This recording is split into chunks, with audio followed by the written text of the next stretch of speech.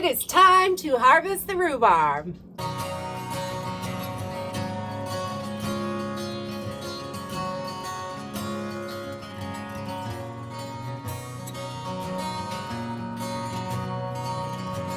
Hey everyone, welcome to Homestead Corner. I'm Ginny, and today we are going to be harvesting rhubarb. This rhubarb is just getting gigantic, and it is time to harvest it. We don't want it to go bad, and as we harvest it, more will come up, which is wonderful. So we'll be able to harvest this a couple of times during the season, and that is always great. The more you can get out of it, the better. Today we're going to freeze it because that is a really quick and easy method to get it preserved, and it's going to last in your freezer for a couple of years, which is going to be fine. But I like to get it in the freezer, preserve it, and then I can use it later on down the road in whatever method that I want. So we just like to come in and take the thicker stalks out, and we're just going to go right down here at the bottom and grab that stalk and twist and just break that right out of there. And we will get plenty of rhubarb.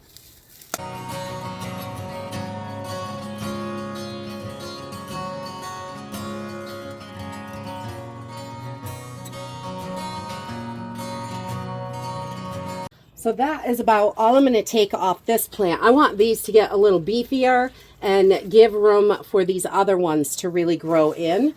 So we just take the thicker stems and leave the thinner ones. We love the tartness of rhubarb, and it's so versatile. You can use it in tons of different kinds of dishes. We like to use it to make jams, vanilla, strawberry, cinnamon. It's also excellent for crumbles, pies, cakes, muffins. There's just so much you can do with it. So I really like to have it on hand, which is wonderful.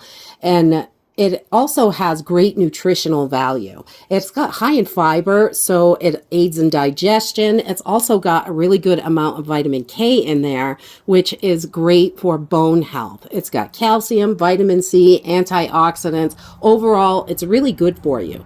You don't want to eat the leaves at all. You want to make sure you're removing those because the leaves are high in oxalic acid, and that is toxic to humans, and it's also toxic to chickens. So definitely don't use it there. But if you keep bees, you can put it in your beehives. And that oxalic acid helps fight against varroa mites, which is wonderful. Who would have ever thought that your bugs could get bugs? So I like to just get started once I get them in the house, and I'm just going to pull these leaves off because those are not edible, and I like to take my end off as well, anything that's all crazy, and we're just going to take that and stick it right in a strainer in the sink so I can get these all washed up really well. I want to make sure they are nice and clean, and I just take those parts right off. Easy and simple. And this is such a quick preserving method, so you've got it when you need it. And I love that. Sometimes life gets really busy and we don't have time to be canning a bazillion things right when it's harvested.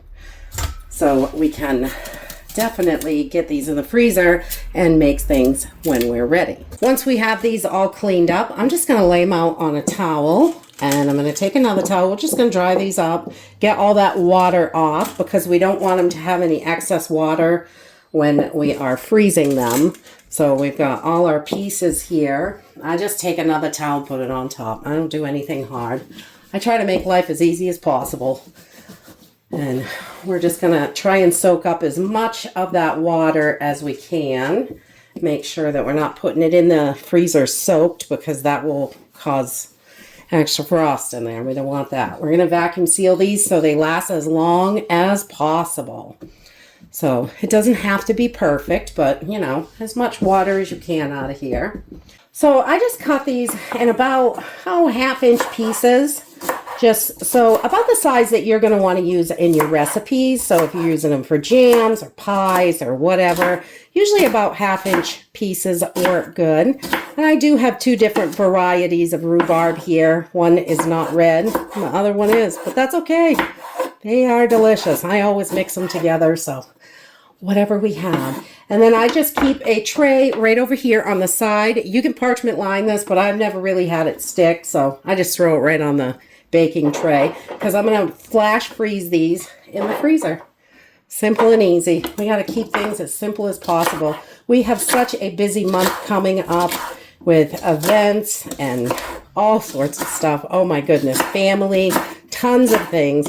June and July are going to be wild. So we are just trying to get things preserved the quickest way possible so we have time to prepare for all of our crazy life. You know how that is. Sometimes you just don't have that extra time to be canning and baking and all that. So this way, it's going to be all ready to go. And this is very quick. Okay, once we have our rhubarb all on the tray, we're just going to pop it right in the freezer for a couple of hours, just until it is frozen on the outside. It doesn't have to be frozen through. We just don't want it to stick together. Once your rhubarb is out of the freezer and it's hard on the outside, it's not solid all the way through frozen, but they're not going to stick together in the bags this way. So I just put them in vacuum seal bags, and I do 1 cup per bag. That way I can take out as much as I need for whatever recipe I'm doing. Sometimes if we're making muffins, we only need about 1 cup. So I will do about 1 cup per bag. And we'll just get these little bad boys right in there. Simple and easy. I love that this is such a quick process and so easy to get into the freezer. So you could do 2, 4, 10 cups, how many ever you want. This just works for me. So this is what I use. I just throw them right in here. And, just get our little bag in there, close it down, and let her rip.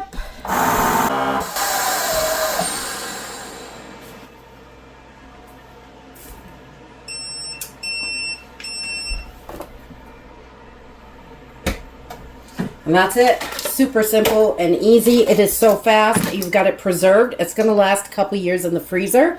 And you can pull this out and cook with it, can with it, whatever you want to do with it when you're ready to do it. If you're cooking it, freezing it is a great way to preserve it. That's simple and fast. And when you have more time, you can do more things with it. And that's it for today. I hope you enjoyed this video, and I hope to see you next time.